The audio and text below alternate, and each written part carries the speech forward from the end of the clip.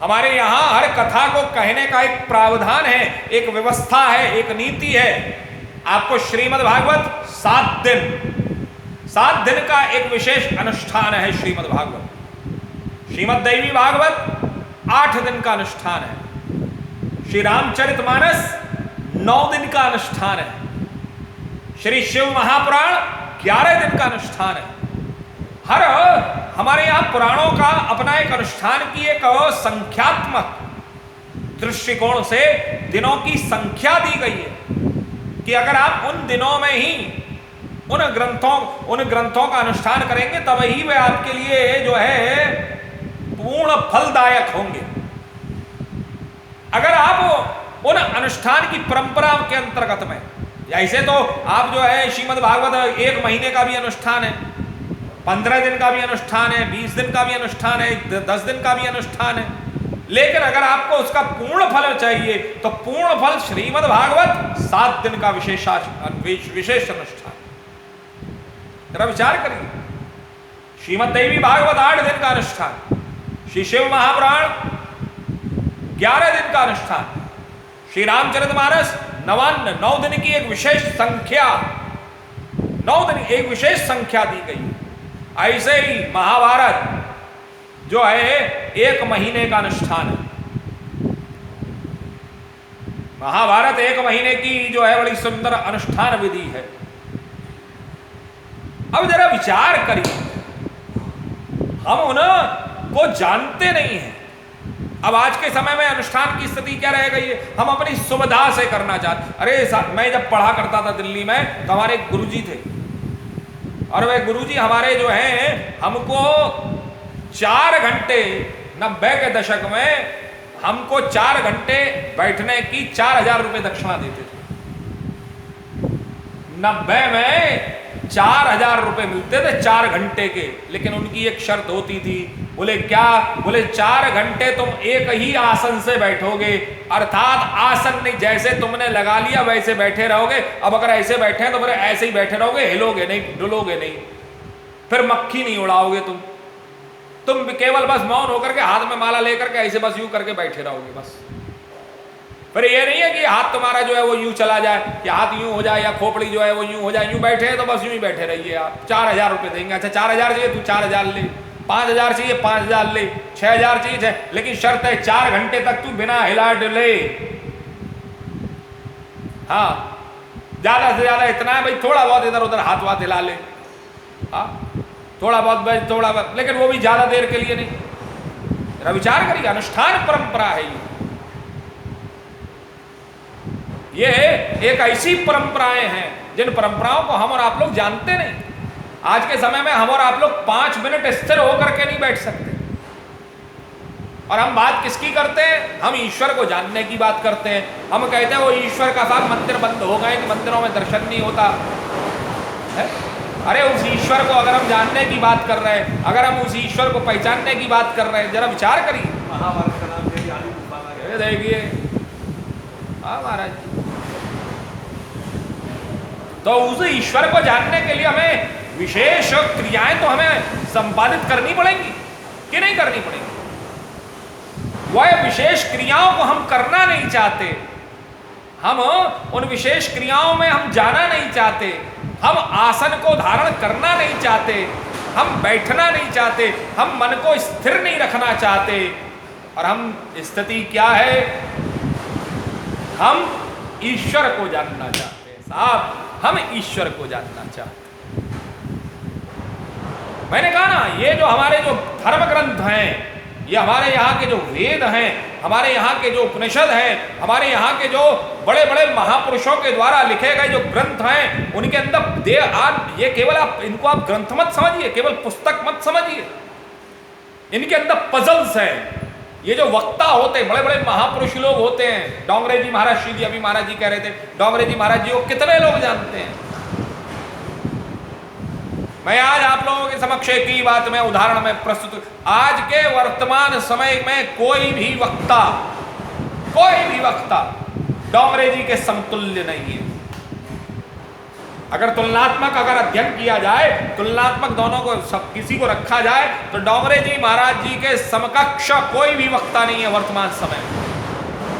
हनुमान प्रसाद पोद्दार जी महाराज कितने लोग जानते हैं? इन लोगों ने जो धर्म ग्रंथ लिखे, इन लोगों ने जो है धर्म ग्रंथों का जो इन्होंने किया, जरा विचार करिए। वो है स्थिति क्या हो गई है, वह वर्तमान समय में स्थिति, हम लोग आज अध्ययन नहीं करना चाहते। हम लोग अध्ययन की तो छोड़िए, स्वाध्याय नहीं करना चाहते। आज बच्चे को यह कह दिया गया है कि होमवर्क स्कूल से बाहर मत करो, डोंट गिव द होमवर्क। ये जो होमवर्क करने की जो प्रक्रिया है, जो व्यवस्थाएं हैं, आज के समय में, वर्तमान समय में व्यक्ति का चिंतन सीमित हो गया है। स्व तक जो है व्यक्ति सीमित हो गया है, इसीलिए स्वार्थ उत्पन्न हो गया है। व्यक्ति का चिंतन आत्म केंद्रित नहीं हुआ, स्व केंद्रित हो गया है, आत्म केंद्रित नहीं हुआ व्यक्ति का चिंतन। व्यक्ति का चिंतन अगर आत्म केंद्रित होता तो वह स्वार्थी नहीं होता, वह परमार्थी होता। लेकिन चूंकि उसका चिंतन आत्म केंद्रित ना होकर के स्व केंद्रित हो गया है, तो व्यक्ति स्वार्थ की पराकाष्ठा को पार कर रहा है। जरा विचार करिए, आज आवश्यकता है कि हम बाहर की परिस्थितियों से, ये जो हमारे सामने, ये संसार है, ये सब एक ऐसी व्यवस्था है जो हमको विचलित करती है। महापुरुष लोग ऐसे नहीं बनते। महापुरुषों को बनने के लिए वो परिस्थितियों का सामना करते हैं। हम लोग जब कभी बात चलती है तो हम लोग अपने धर्म ग्रंथों में अगर कभी कोई देखना पड़े, बताना पड़े, जरा विचार करिए। आदमी सामान्य तौर पर एक ही अरे साहब बताइए, वेदव्यास जी महाराज विचलित हो गए। परसों तरसों में वेदव्यास जी महाराज की चर्चा कर रहा था कि वेदव्यास जी महाराज असंतोषी हो गए, उनके मन में डिप्रेशन आ गया। तो जरा विचार करिए, मेरे पास में एक दो फोन आए, बोले मैसेजेस आए, महाराज जी वेदव्यास जी विचलित हो गए तो हम और आप लोग तो साधारण है। लेकिन उसके आगे की आपने कथा नहीं सुनी साहब। उसके आगे की कथा क्या थी कि वेदव्यास जी महाराज विचलित तो हुए, लेकिन उस विचलित अवस्था से वो बाहर भी निकले, और बाहर निकल करके उन्होंने बहुत सुंदर ग्रंथ की एक संरचना की, जिसका नाम श्रीमद् भागवत ग्रंथ है। जरा विचार कर, श्रीमद् भागवत ग्रंथ कोई विचलित व्यक्ति लिख सकता है क्या? आप एक लेटर टाइप करके देखो, विचलित अवस्था में आप लिख करके देखिए, ये जो मन है, ये बुद्धि है, ये आपको लिखने नहीं देगी, ये आपके हाथों को चलने नहीं देगी अगर आप विचलित होंगे तो। और वेदव्यास जी महाराज ने विचलित अवस्था से जो है पार उतरे हैं, बाहर निकले हैं। ये जो बड़े बड़े हम लोग कहे राम जी ने ऐसा, अरे राम जी ने जो किया उसकी छोड़ो, ये जो महापुरुषों के सामने जो परिस्थितियां आती हैं, ये परिस्थितियां आती नहीं है, वह उत्पन्न करते हैं अपने सामने। और वह उत्पन्न सिर्फ इसलिए करते हैं जिससे कि वह समाज को संदेश दे सकें कि ये परिस्थितियां ऐसा नहीं है कि तुम्हारे ही सामने आई हैं, ये परिस्थितियां हमारे सामने भी आई है, और जिस प्रकार से मैंने इन परिस्थितियों से बाहर निकला हूं, उसी प्रकार से तुम भी बाहर निकलो। राम चक्रवर्ती सम्राट राजा अयोध्या के, और उनकी पत्नी कौन?